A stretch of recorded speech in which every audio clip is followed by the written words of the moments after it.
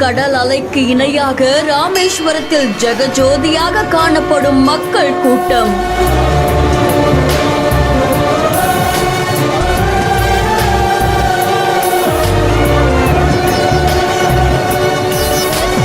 ராமநாத சுவாமியை வழிபட்டால் மோட்சம் கிடைக்கும் என்ற நம்பிக்கையுடன் கோவிலுக்கு குவிந்த பக்தர்கள்.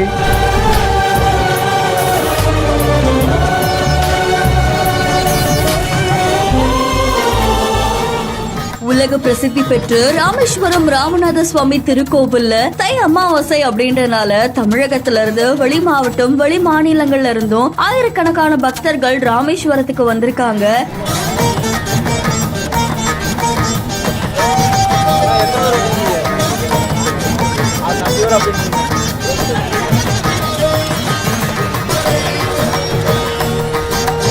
இதுல தமிழ்நாடு, கேரளா, கர்நாடகா, திருச்சி, கோயம்புத்தூர், அது மட்டும் இல்லாம ஹரியானா, பஞ்சாப்னு பிற மாநிலங்கள்ல இருந்துமே நிறைய பக்தர்கள் வந்து வழிபடுறாங்க. ராமேஸ்வரம் கடற்கரைக்கு வந்த பக்தர்கள் அவங்களோடு வாழ்ந்து மறைஞ்ச முன்னோர்களுக்கு திதி தர்ப்பணம் கொடுத்து அக்னி தீர்த்த கடற்கரைகளை புனித நீராடி ராமநாத சுவாமியை வழிபட்டு சென்றா மோட்சம் கிடைக்கும் அப்படின்ற நம்பிக்கையோட இந்த ஐதீகத்தை கடைபிடிச்சிட்டு வராங்க.